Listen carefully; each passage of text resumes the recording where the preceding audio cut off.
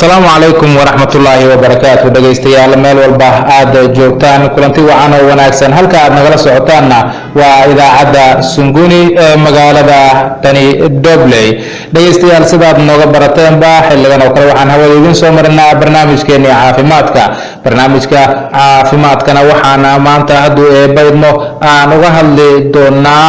gudniinka fircooniga gaar ahaan dhibaatada ka dhalata gudniinka fircooniga iyo waxyeelada ka soo gaarta gabdhaha oo la jarjarayo qaybo ka mid ah ama dhammaan xubinta taranka barnaamijkani waxaa soo qaban qaabiyay isla markaana isku soo dabariday hay'adda Solo ama Somali Lifeline Organization waxaa sidoo kale ay kaashanayaan ama maalgelinaya hay'adda UNFPA barnaamijka waxaa noo marti ah igaalana qayb qaadan doona kalkaaliso umuliso Asma Maxamed soo dhawaaw Asma ku soo dhawaaw barnaamijka waa mahadsantahay Cabdiyo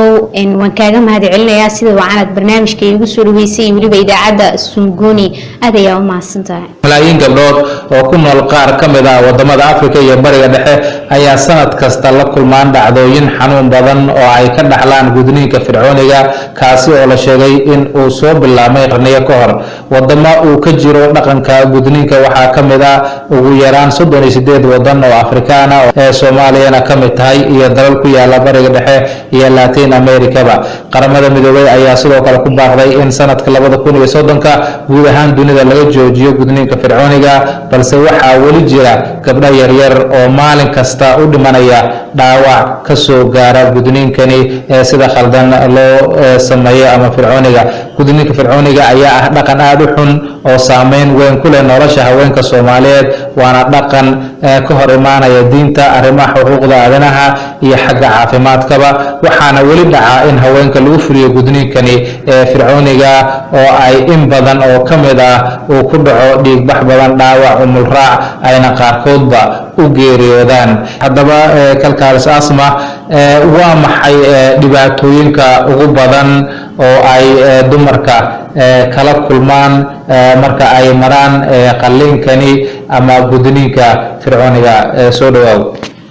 waad mahadsantahay Cabdiyo mar kale iyo mar kaleba haddii aan wax ka taabto dhibaatooyinka ay kala kulmaan gabdhaha gudniinka fircooniga iyo waxyeelada ka soo gaadho marka loo eego gabdhaha marka hore gudniinka fircooniga ahi waa mid ka mid ah dhibaatooyinka lagu la kaco hablaha marka ay yar yihiin gudniinku waa qalliin halis ah oo lagu jarjarayo qaybo ka mid ah dhammaan xubinta taranka ee gabdhaha yaryar sababo la xiriira dhaqan amaba waxyaabo markaas bulshada ay aaminsan tahay Cabdiyo dhibaatada ka dhalata gudniinka fircooniga ah waa mid dumarka ku lamaan inta ay nool yihiin dhibaatooyin badan ayaa ka dhasha gudniinka fircooniga ee lagu la kaco gabdhaha waxaana ka mid ah dhibaatada dhanka maskaxda inay gabadha maskaxda dhibaatooyin ay kala kulanto tan labaad inay la kulanto mid bulsho tan saddexaadna inay la kulanto mid caafimaad dhibaatooyinka inkastoo aan la soo koobi karin waa waxyaabaha ugu muhiimsan ee gabadha ay la kulmayso marka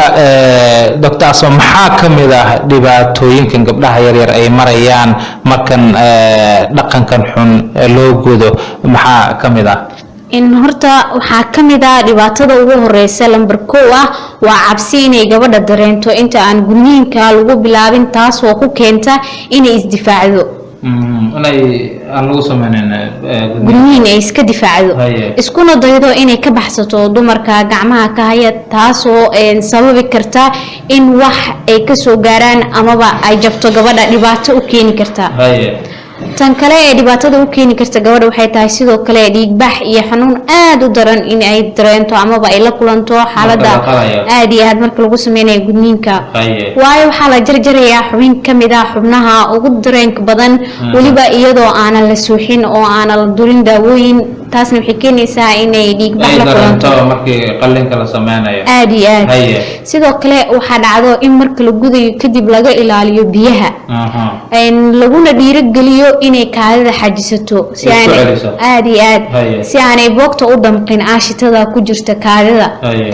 Cabdiyo taas oo keeni karta in kaadida ay isku celiso muddo dheer taas oo ay ka dhalato caabuq ku yimaada kaadi mareenka caabuqa oo sidoo kale ku dhaca goobta la qodbay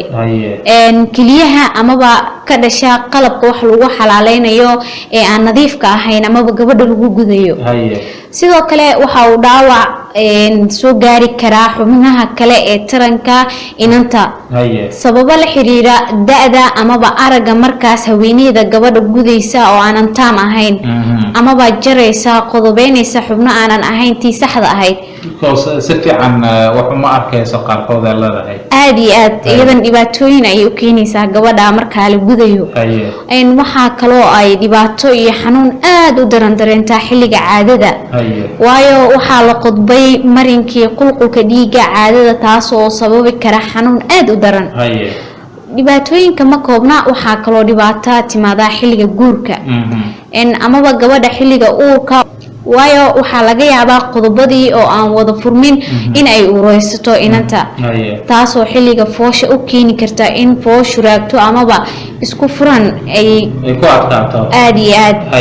marka cabdiyo dhibaatooyinkan ayaa u qaybsamaa dhibaatooyin dhow iyo kuwa mustaqbal fog gabdhaha ku yimaada si kastaba ha ahaatee iyada oo aqoonta loo leeyahay dhibaatada caadadan ay korortay ayaa haddana waxaa weli jira waalidiin tiro badan oo gabdhahooda u guda sida qaldan ee gudniinka fircooniga oo weli dhaqankan sii xoojinaya oo weli jiritaankiisa kusii dadaalaya waxaa muhiim ah in la helo barnaamijyo wacyigelin ah oo ka socda gudaha iyo dibadda dalka si looga hortago gudniinkan fircooniga ah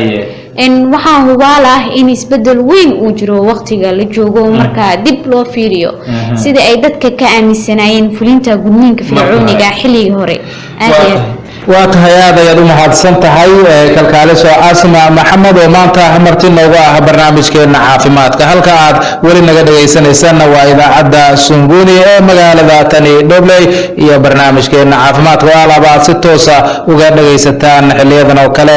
idaacadda barnaamijkani waxaa isku soo dabariday ama soo qaban qaabiyay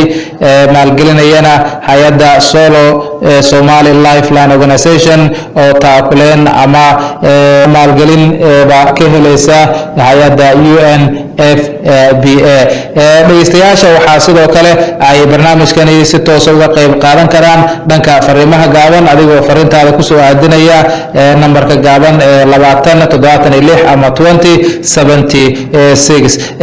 haddii aan jallaaco qaar ka mid ah dhageystayaasha dhanka fariimaha uga qayb qaadanaya barnaamijka labada su'aalood ugu kalkaaliso asma dhageystaha ugu horeeya fariinta noo soo diray waxa uu leeyahay adiga ma la kulantay qof fircooni ah ama sida fircooniga loo guday maxaadse kala kulantay ayuu ku leeyahay waad mahadsantahay cabdiyo iyo dhageystahaasiba waa la kulmay inta badanna markaan goobta shaqada joogno waxaa jira gabdho foosha markay heeso dhalmada ku adkaato waa dareemaysaa gabadha markay fircooni tahay iyo marka ay suni tahay wayna kala duwan tahay farqi weyn ayaa u dhaxeeya markii ay xaaladda dhalmada ay taagan tahay waana arin inta badan dhacdo waxaa jira gabdhaha u imaada talooyin caafimaad oo dhanka ay fircooniga ah waa arin aad u xanuun badan kulli waxaa dareemi karaa qofka dhibaatadaasi ay haysato amaba ay soo martay dhibaatada gabdhaha gudniinka fircooniga waa tahay waa mahadsan tahay kalkaaliso asma su'aasha labaad ee dhanka fariimaha gaaban haddii aan fursad siino dhageystayaasha dhageystahani cabdulqaadir xuseen waxa uu leeyahay sidee wax looga qaban karaa maadaama hooyooyin badan oo iyagu fircooni ah ay doonayaan ama aaminsan yihiin in ay tahay sida saxda kaliya in gabadhooda fircooni loo gudo waa su'aal wanaagsan sidee wax looga qaban karaa markay timaado hooyooyinka Soomaaliyeed ayagoo og in ay dhibaato ka soo mareen gudniinka fircooniga ah markii ay ku jireen xilliga caadada ayagoo og markii ay fuulanayeen in la soo jarjaray oo la soo xanuujiyay dhibaatooyin badan ay la soo kulmeen sidee ugu haweysanayaan in gabdhahooda haddana dhibaatadii ay soo mareen ayaga mid la mid ah ay marto ay caadadii ku dhibaatooto guurka ay ku dhibaatooto fooshi ay ku dhibaatooto sidee ayaga u macquul galsanayaan kulay arinkan waa arin aad u adag wax laga qaban karo aanan ka ahayn in la baraarujiyo oo maamooyinka wax la fahansiiyo si ay uga hortagaan tacadiyada dumarka loo geysanayo ay kamid tahay gudniinka fircooniga kaliya waxaa wax looga qaban karaa in baraarujin loo sameeyo oo dadka laga baraarujiyo gudniinka fircooniga waa tahay intaa ayaana kusoo koobaynaa maadaama waqtigu noo saamaxaynin halkaad nagala socoteenna waa idaacadda Sanguni ee magaalada tani Dhobley barnaamijkeenii caafimaadka oo aan maanta uga hadlaynay gudniinka fircooniga iyo waxyeelada iyo saameynta ka soo gaarta gabdhaha isla markaas fircooniga loo guday waxa barnaamijkani soo maalgeliyay isla markaana soo qaban qaabiyay hay'adda Solo Somali Lifeline Organization oo isla markaas taageero ka helaya hay'adda UNFPA guud ahaan barnaamijkeena caafimaadka intaas ayaan ku soo koobaynaa tan iyo kulantideena xigta waa anigoo ah Cabdi iyo Dr. Asma waxaan idin leenahay assalaamu calaykum wa rahmatullaahi wa barakaatuh